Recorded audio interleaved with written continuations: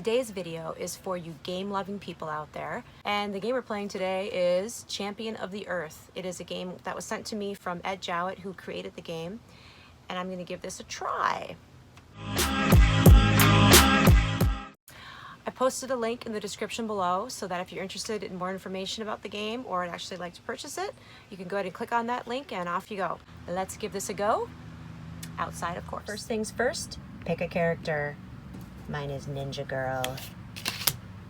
These are the equipment cards. Shuffle these next.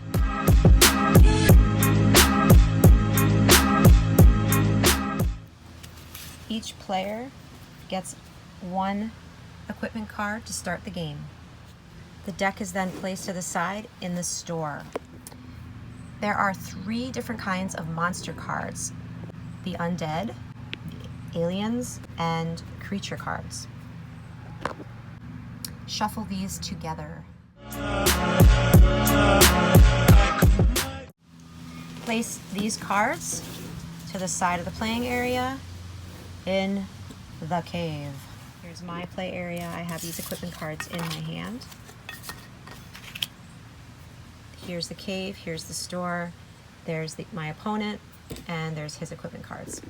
At the beginning of my turn, I must choose 1 to 3 equipment cards and then the same number of monster cards. So I'm going to choose 3 to start. So there's 3 equipment cards there.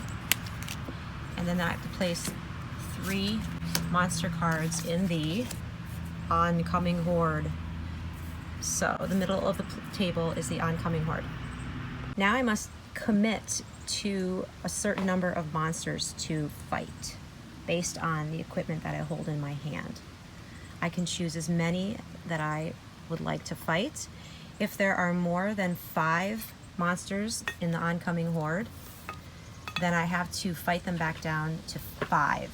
So right now I actually don't have to fight if I don't want to because there's only 3. I am going to commit to fighting 1 monster. So there's the skeleton warrior. if you see up in the right-hand corner, that's the power number.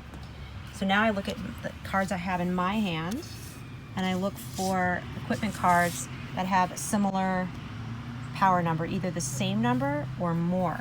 So this katana here would do the job. So if you notice, see, it has a greater power than this one. I discard this equipment card since I've used it. Bye-bye. And then this I keep because I killed them. There's my little pile of dead monsters. Now my turn is over. I slide these down because you always fight from left to right. And it is now my opponent's turn.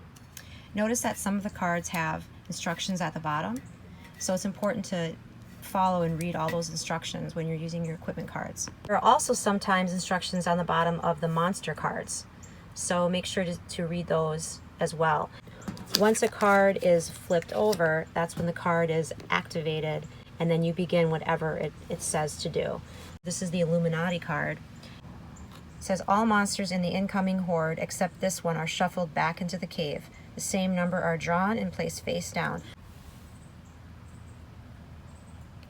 And then it says at the bottom, the player then chooses again how many monsters. So it's almost like my turn reboots again. So there are many, many different scenarios that can take place. You have to take it card by card. So when you're fighting the monsters, so in this case, the skeleton warrior and the mothership, you may use more than one of your equipment cards to defeat this monster. Now, I don't have anything that adds up to 5 points here. So I cannot kill this guy. So because I cannot take care of this guy right here, the mothership, my character card takes a hit. So the other side is the wounded side. So now I'm wounded. My turn is over.